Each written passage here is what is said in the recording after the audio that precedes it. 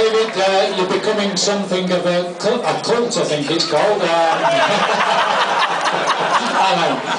But they've certainly taken to you very well, and today was a game where first half was a little bit of a letdown, and I remember once or twice you're looking over towards the manager and you're having one or two words. What was said then? Well, let's call it like it was crap, wasn't it, the first half, it was terrible. But yeah, we had a bit of a chat at half-time and just before, which helped, it kind of sorted things out, and I think the way we came out in the second half, we looked a lot more confident. I don't know, perhaps having so many people here, which is wonderful, maybe one of the two was maybe a bit on edge, but in the end it panned out very, very well. Yeah, I think if you're going to have two halves in effect, if you can have a quiet first half and then come back in the second half, that leaves everybody happy. But one thing we didn't want is to lose impetus going into the playoffs, and I think probably the players who played most of the season didn't want that, and I think that's why you got frustrated first half. Well, you do. I mean, you don't want to feel like you're running around like a blue ash fly for nothing, really, which that's, yeah, obviously it's part of the game, but you want to do it with a bit of purpose and a bit of direction, and there were certain areas that I think we could have tightened up, which we did second half, and they were having it a bit too easy, which is frustrating, and you want to, you know how good you are, and they're not in that position through bad luck. They're in that position because of how they played the season, and we're in this position because we played well, so we needed to show that. There's one or two changes in the game regarding personnel when we started off. Perhaps that didn't help our performance, and obviously Gary has his reasons for doing that, but there's one or two lads who certainly came in there today and certainly performed pretty well. Little Scott Gardner, right back, and Fabian Delph. Yeah, they did fantastic. Scotty is quite lad, but he came on, did really well.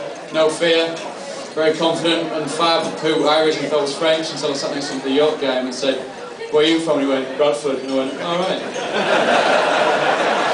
I kind of moved away and like covered my pockets and all that type of stuff. Well, we know how perceptive you are, Bros.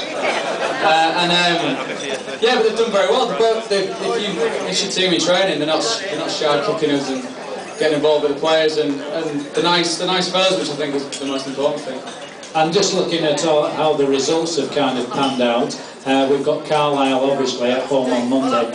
Is that a team you probably would have fancied out of probably Donny, Notts Forest or Carlisle? Would have fancied a chance against Oldham, I think, but I think with the way we played against them only recently, it shows that they'd have something to fear knowing that they come to players, I think. And you've obviously been used to playoffs.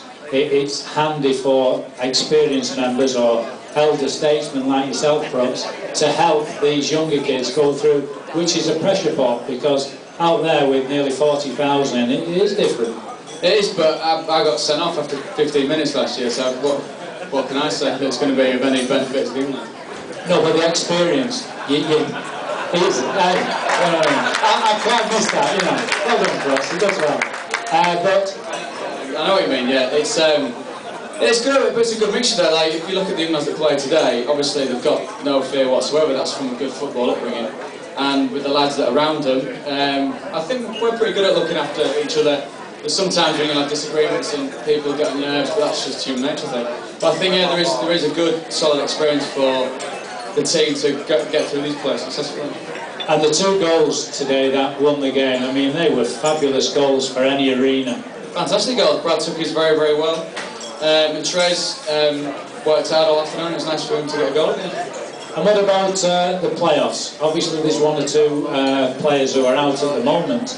Will there be Mr. Beckford back? Is everybody okay today after the game? Everyone seems to be, yeah, a little bit sunburned, especially Stan, who's got the reddest face I've seen.